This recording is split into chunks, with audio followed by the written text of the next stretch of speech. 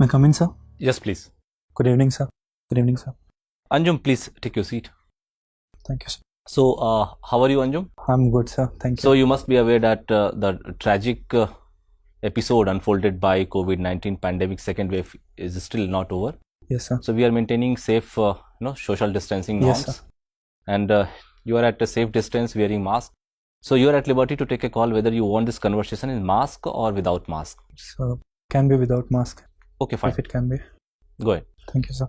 So, should we start the conversation? Yes, sir. Tell us something about yourself so that we should not, peep into your detailed application form, and we should have fair idea about what kind of personality we are going to interact in next 20 to 25 minutes. So, sir, I am Manzar Hussain Anjum. I am a resident of Islampur. It is a city in the Uttar Dinajpur district of West Bengal. This region lies towards the northern West Bengal. And so I have done my schooling from there itself, high school. I have done my 11th and 12th from Aligarh Muslim University. And after that, I have completed my engineering in a BTMT dual degree from IIT Kanpur. Thereafter, I worked in a firm in Mumbai as a programmer analyst. And since then, I have been preparing for civil services. So what has been basically the motivation for joining the civil services? Sir, in the latent form, I would say, coming from a rural area, being good at studies, I was always, people would tell that you would be an IPS, although they didn't know what it meant, neither did I. Okay. So this motivation has been, from the very beginning when you got into senses about the career options that is open to somebody who is a graduate, right? Yes. So why did you choose civil engineering as a career then? Because Sir, it is a professional course and you are making a drift from what could have been your, genuine choice. Yes, sir. You have done your graduation in engineering. You are aspiring to be a civil servant. And at the same time, the subject that you have opted is geography. So can you please explain this paradox, I would say?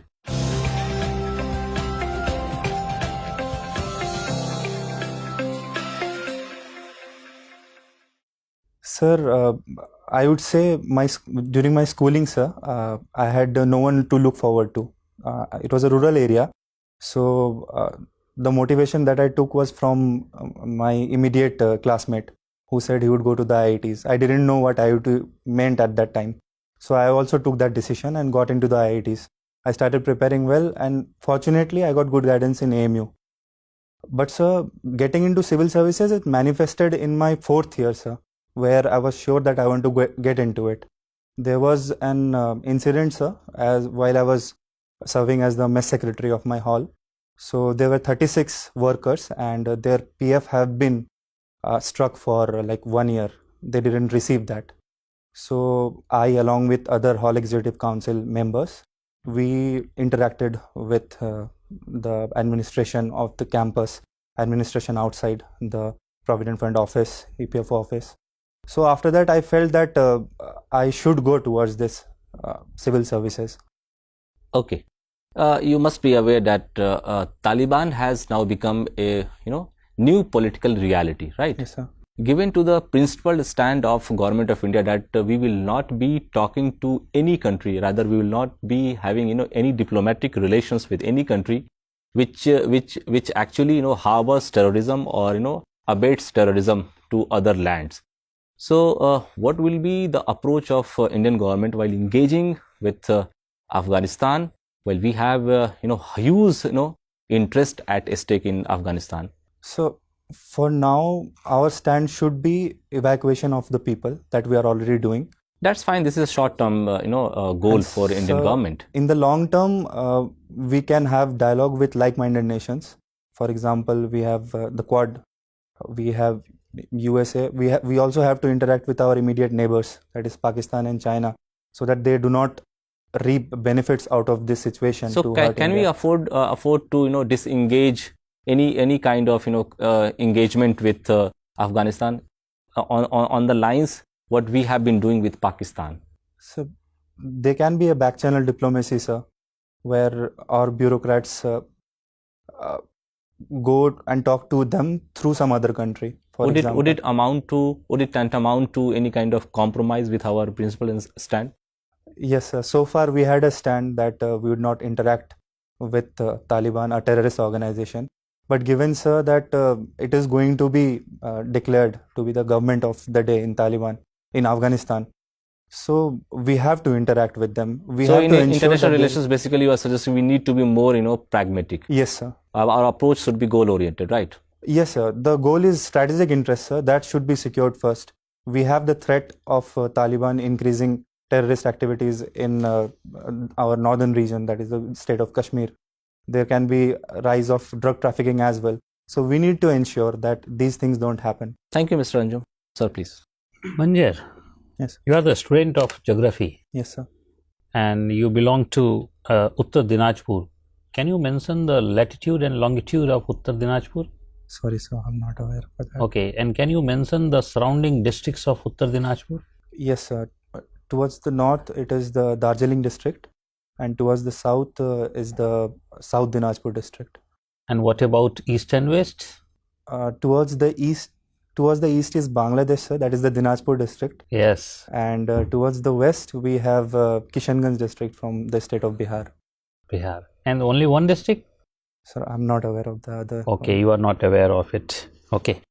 Looking the media, they are preaching us for so many changes in our life and everything. And when we look the female participation in media, the print media, the participation is nearly 13%. And when we look the digital media, the participation go up by 26%. So, is media using the face, not the mind of females? Sir, I have heard it for the first time, sir. And, so that's why I'm giving the data to you, and now I want to your opinion on that one. Sir, if we look at the faces of the media right now, the channels that are being shown on TV, so we see there is a dominance of male media persons, what we have seen, and that is one of the thing. Also, sir, I feel there is they climb up the ladder in media. So it is easier when we get into digital media, where more women have more access. Everyone has access, and women find it better to express themselves on digital media. But when it comes to normal regular media, then they have to come through a process where they have to go to different places, which may threaten their security for that purpose. So maybe that is one of the reasons. Even in the advertisement of saving foam, we are using the female. Why? I'm unable to think about it, sir. Okay. My next question is, Husainity is the humanity. There is a slogan. What means it? So I have not heard it, but if you allow me, I can. Yes.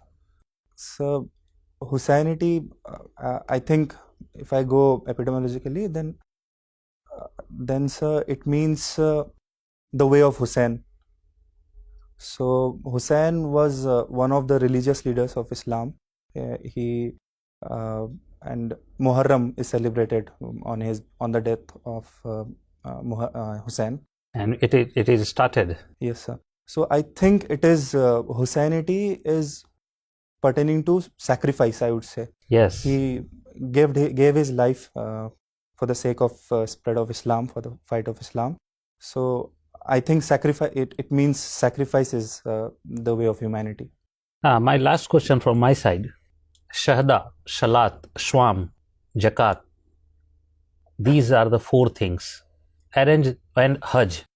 Arrange it in priority manner. Which one are important for any Muslims in India? Arrange those fives. Sir, as per the Islamic foundation, or? Yes, definitely. Sir, Salat is said to be the first foundation, that is offering namaz, and then the next is, sir. You are putting Salat. Why not Sahda? So Why not Sahada? I'm not aware of the term, sir. Because it is believe on the Allah. Yes, sir. Yes, So sir. That is it the should be primary. first. Yes, sir. That is the primary, sir. Okay. Thank you, Manjar. Hello, Anjum. Anjum, in India, 2/3 of the population falls below the age of 35 years. Yes, sir. But still, we have very low WPR, working population ratio. Why is it so? Sir, most of our economy is in the unorganized sector. Do you know what is working population ratio? Since you are Yes, sir. geography Sir, student, I think you must know it. The people that are getting job, like there are many people who are searching jobs and the people who get jobs. If the ratio is taken, then that is the working With population. total population or total labor force? Total people who are looking for jobs. Or with the total population? So I have to look at it, sir. Okay, Anjum. If I say the good and moderate monsoon brings prosperity in agriculture, do you agree with me?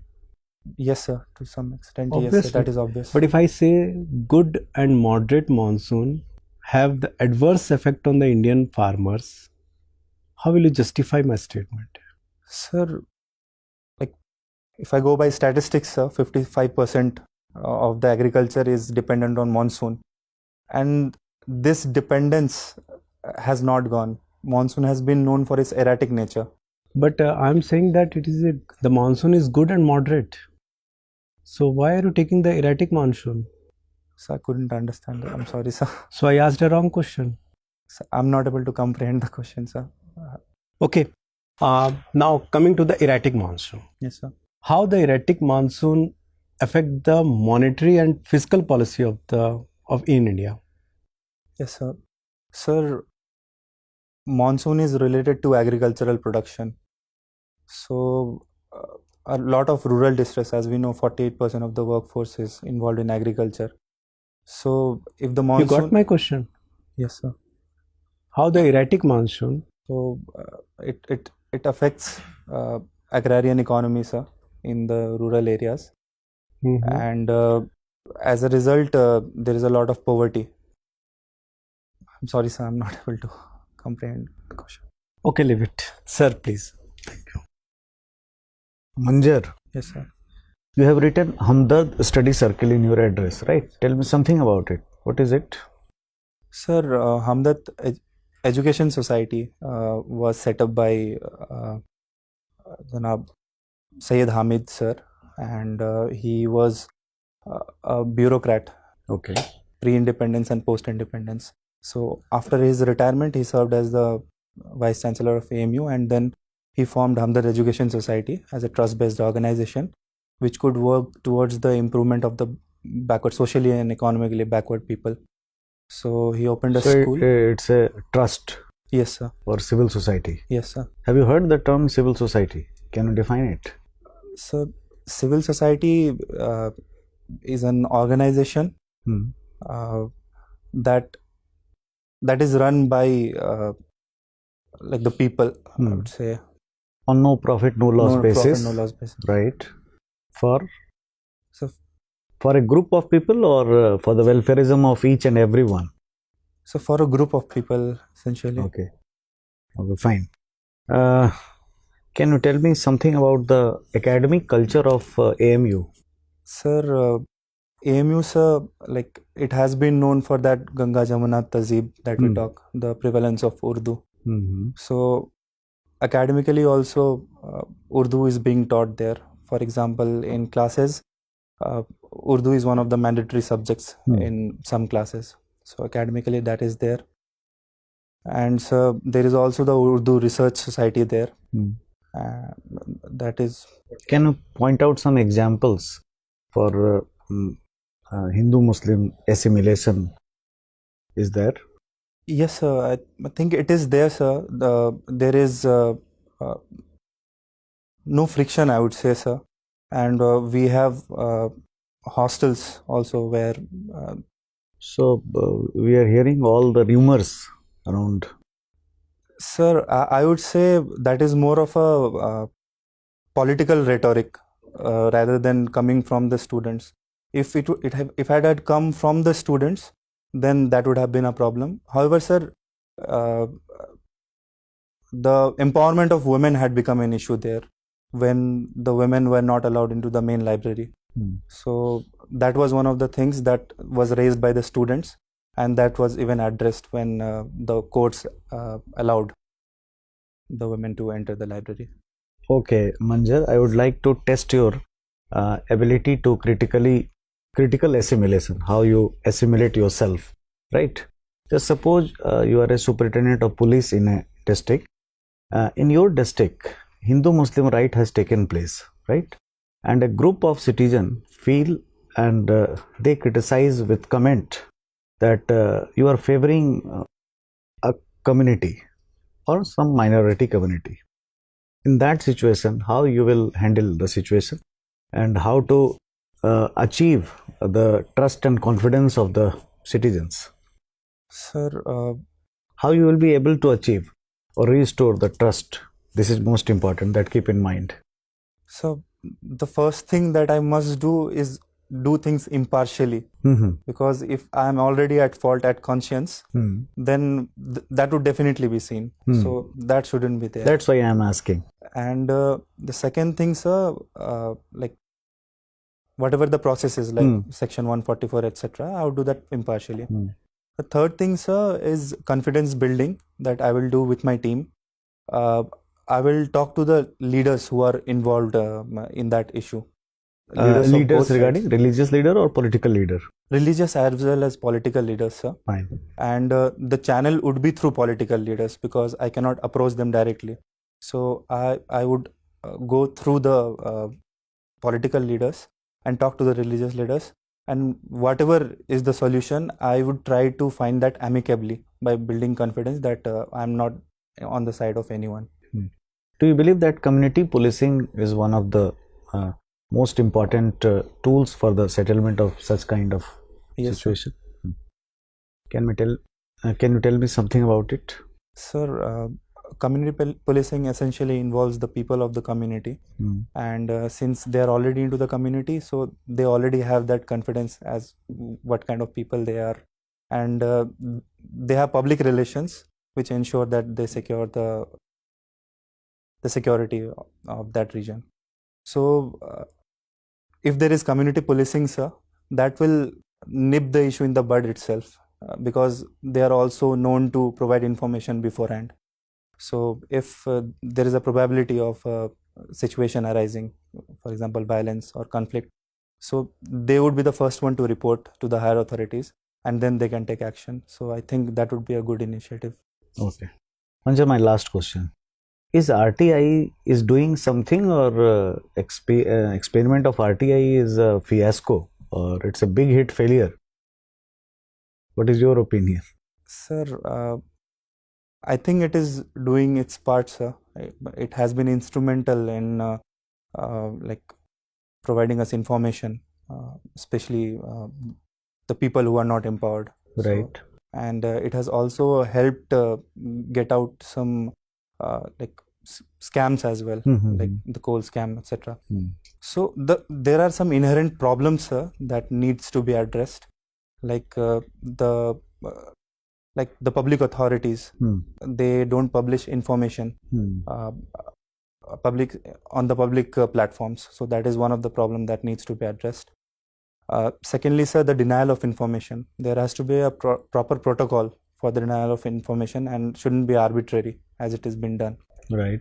Thirdly, sir, I feel most of us, like even I have filed an RTI, so we are not aware about what kind of questions we should ask. So it has come, but it has crippled us in the sense that even I am not able to write a question. So there should be a platform which should teach that what is the right procedure, what kind of questions can be asked, so that can be done. Apart from it, sir, at the institutional level, I feel there has been a crisis at the institutional level because ICs are not appointed. There has been a vacancy there, so that must be appointed, that must be fulfilled. Very good, very satisfactory. Manzar, what is the meaning of your name? Sir, it means a view or a picturesque, and sometimes it is also used in the sense that to address a series of events. Okay. So recently a cyclone had hit West Bengal and parts of Odisha. Which cyclone was that? Amphan. No, after Amphan. Yes. Yes. Okay. Which country had named it, and what is the meaning of Yas? Yes, I think it was named by Oman, sir, and it means jasmine. Jasmine or tree. Huh? Yes, sir. Right. And after this cyclone, there was also a political cyclone in West Bengal. Yes, sir. Between the center and the state government. The relations have not been very smooth. Yes, sir. What was the issue? Sir, there was a meeting called between the Prime Minister, Honorable Prime Minister of India, and the Honorable Chief Minister of the state. So the issue was revolving around the Chief Secretary of the state, Mr. Alapan Banerjee. So according to protocol, he should have been present. So why was he not present, and was the center right in taking action against him?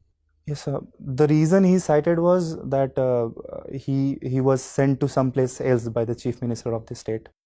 So if I go by protocol, sir, he is the highest civil servant of the state, and he should be present there to meet and receive the Honorable Prime Minister. So as a neutral observer, what do you think? Like, was the state government right in protecting the Chief Secretary, or was the center right in taking action against the Chief Secretary?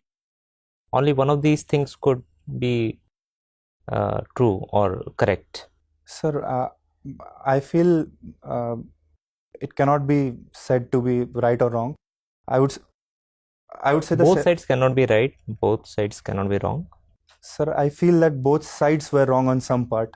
The state was wrong in the aspect that hindered the Chief Secretary from performing his functions, and sir, I would say the center was wrong in providing him an extension of 3 months first, and then disposing him off, because that portrays a picture where it sees that shows that the center is being vindictive about some action. Right, Mazhar. If you talk about India-Bangladesh relations, can you tell me, like, what are the 3 things that you feel are very good in the relations, and 3 things which you feel are a big concern in India-Bangladesh relations? So good things, I would say there is a cultural connect, sir. Right. Because second, second thing, sir, the tourism. Bangladesh is the second largest. We have second largest tourists from there. And third, as a neighboring country, I would say, sir, we are dependent. Our economies are dependent on each other. Okay. And, concerns? Concerns, sir, like we have a mutual concern that is of the climatic origin, cyclones, etc. Second is the rise of China as an investment center. It is looking towards Bangladesh as an investment center. And third thing, sir, we have conflict of border and Tista River, other kind of examples. Okay. My final question to you, recently India chaired this UN Security Council. Yes, sir. And Prime Minister Modi chaired it, and he has given a 5-point framework for maritime security. Can you name a few? Yes, sir. So, firstly, he talked about maritime connectivity. The countries should be connected. Second thing, maritime security, sir, in the sense that it should be secure from piracy. Third thing was security from climate change, sir, climate change related maritime dialogue. Fourth was a rule-based order, where the country should abide by the international laws like the UNCLOS. Thank you, Manzar. Mr. Manjar, if I can recall correctly, you said when you were introducing yourself that the final passion to aspire for civil services came from the advices of your friends. Yes, sir. They saw a civil servant in you. They were saying you look like an IPS officer and you will become one day, right? Why did you choose to betray their aspiration? They wanted you to be IPS officer and you have filled IAS as your first preference. I can understand it is very natural for everybody to go for choice number 1 as IAS. Didn't you factor in the aspiration of your childhood friends? Sir, it was from the people of my village, sir. The people of my village, sir, My village, sir, if I tell you the scenario, people are not educated there. In fact, I am the first engineer from my village. So they had not heard about IAS. They don't even know what UPSC is. They have heard about IPS, and every officer that they So see, they if call them that is the IPS. case, I can tell you and I can vouch for it. Being an IPS officer has, a conspicuous presence in the society. People identify. There are many people, as you have mentioned that, a large percentage of the population that you belong from is not very educated, and how do they understand the bureaucracy? They understand bureaucracy by uniform. So this is the man, he is running the show, and the IPS officers wear uniform. So in that way also, as per their understanding, the post of IPS officer is far more lucrative than this IAS. So personally, I feel that getting into the services, I'm looking at the objective why I want to get into services. After, like, I served as the mess secretary, after helping the mess workers there, I realized that I could have more impact if I am in the administration. And then when I learned about it, I felt that the Indian Administrative Services. So is it about making impact in the society, or joining a platform wherein you have multiplicity of exposure? You can do many things for many people. Yes, sir. What is your motivation? Sir, it is having an impact in multiple fronts, where I can help many people. Okay. Now tell me one more thing. Why you have preferred Group B services over some very attractive Group A services? So because they provide that platforms of public interaction. I have filled the. Why then this disliking for Pondicherry Police Service and Pondicherry Civil Services? You have given preference to Danips and Daniks. Yes, sir. But not the same kind of dignity and stature you have accorded to Pondicherry Police and Civil Service respectively. Sir, I felt they were limited to one region or one union territory. That is why I felt that. So in Danips also you will be posted throughout your life in Delhi. So there has been change in cadres as What well, has sir. been the change? Tell me. Sir, like there is the central deputation as well in that, and also, sir, in Danix, sir, there is not just Delhi, sir. There is the Very good. You are from West Bengal, right? So Nandigram is one assembly constituency which was very much in news when we were having this assembly elections there in West Bengal, because that seat was contested by the current chief minister of West Bengal. Can you please tell me why this was in news? Sir, Nandigram was in news due to the rise of Mamata Banerjee. If we see, Did she win that seat? This year she didn't win, sir, and earlier she fought from some other constituency. Okay, fine. I got it. Now tell me, if somebody loses a seat, what are the options open to the candidate, the losing candidate, to file a petition in any court of the law by way of election petition? What are the provisions? Can you please briefly tell me, means within how many days of declaration of result the petition can be filed? Is there any compulsion as to this petition has to be decided within a particular time frame or so on? You are not aware about this. My last question to you: you are from Aligarh Muslim University. Yes, that has been recognized as a minority institution, right? Can you? It has not been declared yet, sir. It has not been declared as a minority institution. Yes, sir, it has Okay. not been declared. I need to check it then. Okay, presume it is a minority institution. Yes, sir. Can you please tell me, is there any connection between a minority institution and operation of Right to Education Act? Sir, they are at liberty to not apply the right to education, the minority education. All provisions of right to education will be exempted from operation in minority institutions. So the reservation of seats that has been done specifically, sir, I have to look into it, sir. I'm not Okay, able to- my last question before I let you go. See, when we say if wealth is lost, nothing is lost. If health is lost, something is lost. And if character is lost, everything is lost. The last phrase, if character is lost, everything is lost, is more particular for a bureaucrat. How do you see this? What is your comment on this? Yes, sir.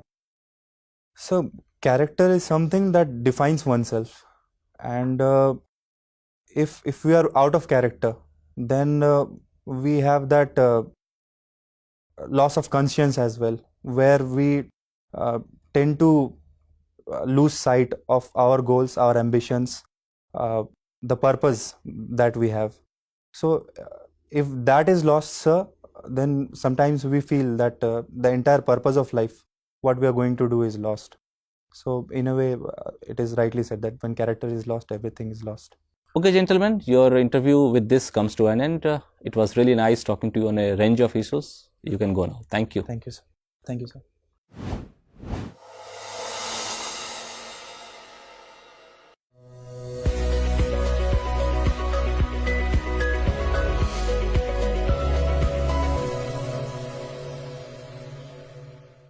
Please take your seat, Manjar. Thank you, sir. So, how are you feeling now? I'm feeling fine, sir. And how was it? It was bad, sir. Is this the maiden opportunity that you are knocking at the gates of UPSC? Is it for the first time? No, sir. I appeared in the interviews last year as well. So put off your mask. So what went wrong last year? Sir, I was selected in the reserve list, although I didn't get a service. Okay.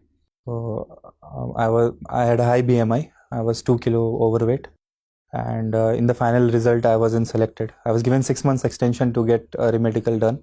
Okay. But since I was not selected, you did not do away with 2 kg of weight. Yes, sir. It is a doable task, gentlemen. It was I had done it, sir, but I didn't go for the remedical, thinking that I wouldn't have missed the cutoff by 1 mark. That was carelessness from my side. Hard luck. So ordinarily the marks. And how much marks did you get last time? I got 173 in the. So the marks that you get was proportionate to your performance, right? Our observation is also that had this hard luck not been with you, you would have been selected last year itself. See why? Because you have been a very honest and well prepared candidate. Fine, honest because see, one instance I would like to quote. You have been repeatedly saying one important assignment, though it was a very small assignment, but it is important because you did it at a time when many are reluctant to do. That mess secretary assignment that you did, you have been mentioning it time and again. That speaks volumes about your honesty and how connected you were to all assignments that came your way. Maybe from looking at the other side, those assignments were nondescript or small or trivial, but yes, you have been a very honest person. This is suggestive of that.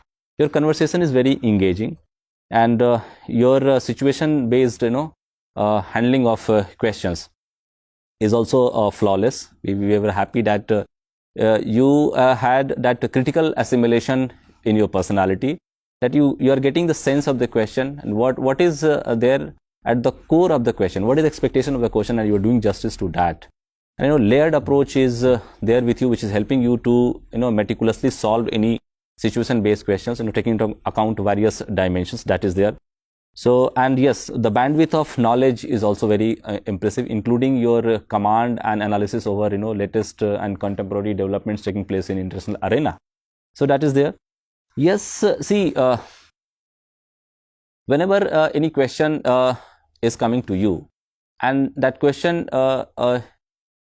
is factually incorrect, right? So there are polite and humble ways to recorrect the person, right? So I was also not aware that this minority institution tag has been withdrawn from Aligarh Muslim University. Fine. Then if you respond in a very polite fashion, so to the best of my knowledge, sir, I have read. So if you just start by asking, sir, I know this. Is it true that the status has been withdrawn and it is no longer a minority institution? Still, sir, I will attempt this question. Sir. See, don't try ever inadvertently or deliberately to hurt the sentiment of any of the board members, right? So that is there. This is I am just telling you as a value addition, and a little bit of a smile on your face here and there, fine, makes the conversation more reciprocative, democratic, Sir, and I went engaging. blank in some questions. Like Fine, this happens. So some questions, like last question was about this. If health is lost, wealth is lost, character is lost. So that was something which I can well understand you were trying to put in some philosophical perspective and a very genuine explanation to that quote, and in that particular moment you were struggling to find some something.